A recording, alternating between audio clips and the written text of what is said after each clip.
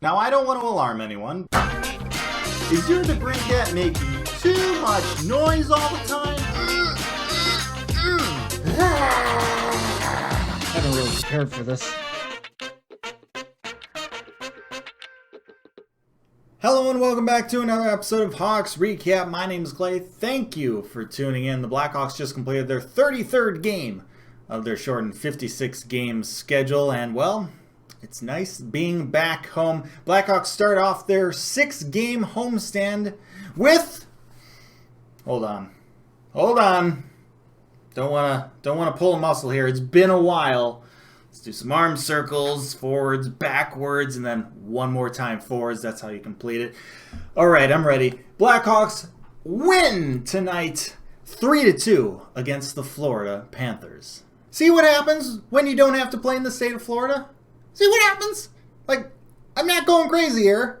It's a freaking dead zone down there. It's like the Bermuda Triangle, except, you know, in the continental U.S.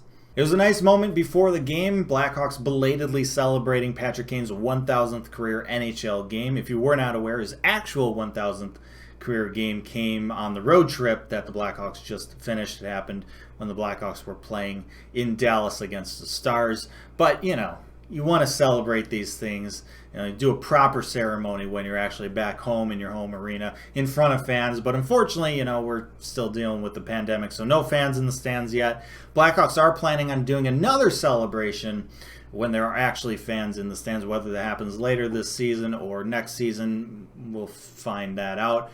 So the Blackhawks are planning to celebrate Patrick Kane's 1,000th career NHL game 3 times, which seems like a little much, but I mean, it is Patrick Kane, and I'm not really going to complain. It was also nice that Coach Q was in the building for this. It kind of worked out perfectly that way. Obviously, Coach Q was, you know, an instrumental part in Patrick Kane's career. 3 Stanley Cups, you know, coached him for the majority of those games. So it was nice to have that moment with Coach Q in the building.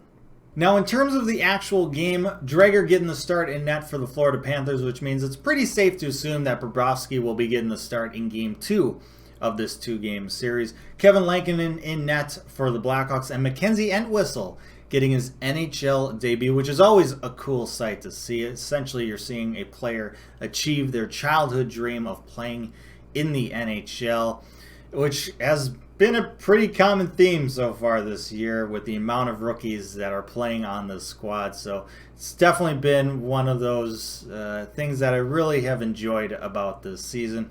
Now, if you don't remember, Mackenzie Entwistle was someone who we acquired from Arizona when we dumped the cap of Marian Hossa. We essentially sent Marian Hossa and Vinny Hinostroza and Jordan Osterley and a 3rd-round pick to Arizona in exchange for a number of players, including Mackenzie Entwistle. Entwistle's really the only asset remaining from that trade. It took a couple years, but he finally saw some NHL action tonight. He didn't see much, only 6-ish minutes.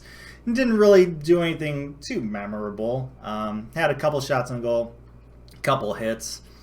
You know, wasn't much. Small sample size. I don't really like judging players a whole lot on such a small sample size on just one game, especially NHL debuts, because there's butterflies going on. You know, they're achieving a childhood dream. There's a lot of emotions. It's tough to kind of settle in and play your own game.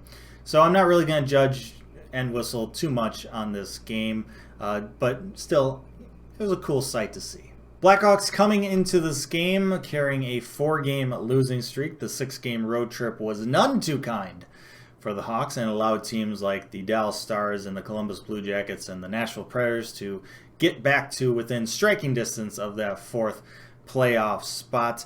Hawks coming back home, starting a 6-game homestand, looking to turn things around against a pretty darn good opponent in the Florida Panthers, and a team in which the Hawks have really struggled with ever since Joel Quenneville became the coach. Blackhawks came out strong in this game, just about 6.5 minutes in.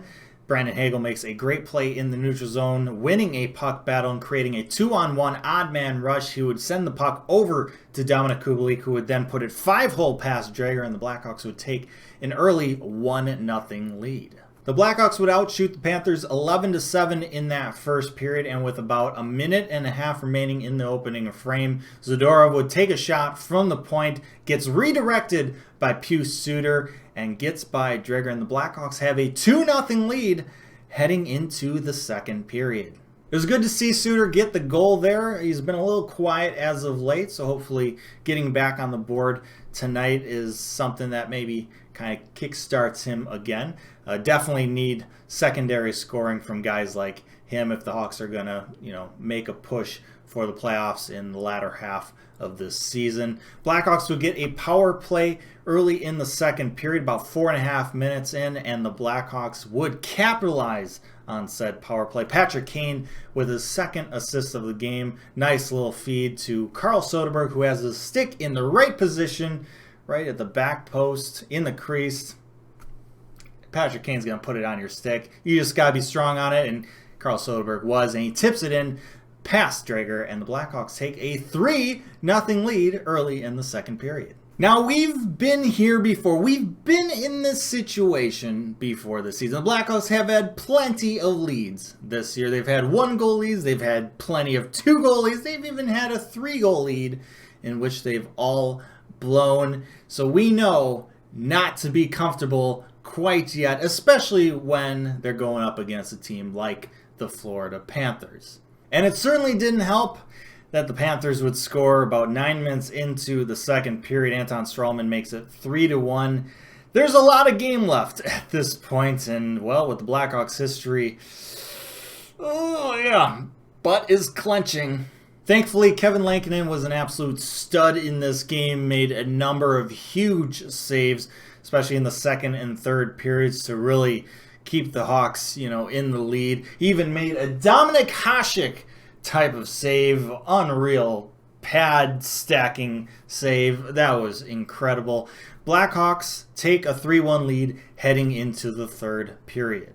Now, the Panthers would outshoot the Hawks 14-7 in that third period, but as I mentioned, Lankinen was absolutely fantastic in this game. Basically willed the Blackhawks to a victory. He said, "We are not losing this game." The Panthers would score with just under 5 minutes left to go in the game, but thankfully they wouldn't score anymore. They had a couple of really good looks late in the game. Connor Murphy made a fantastic diving play to stop a chance, a very Seabrook-esque play, if you will, and the Blackhawks would hold on for the 3-2 victory, snapping their 4-game losing streak and holding on to that fourth and final playoff spot in the Central Division.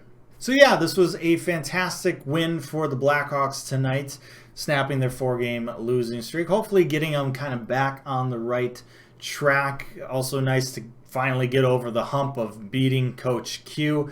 And, regardless of whether or not the Blackhawks end up making the playoffs this season or not, regardless of what happens the rest of the season, a win like this can only build confidence for this young team. These types of wins against top teams like the Florida Panthers and the Tampa Bay Lightning, because the Hawks have shown this year that they can skate with these teams. They just can't finish, or they really struggle with finishing. And so to be able to kind of hold on to a lead and find a way to get the job done, this is part of their growth, what they did tonight, and this was really nice to see. With that said, I'm going to end this video. Thank you so much for watching this episode of Hawks Recap. Really hope you enjoyed it. Let me know your thoughts down in the comment section below. Like, share, and subscribe. Appreciate that as always. But most importantly, stay safe, make good decisions, and I'll see you next time.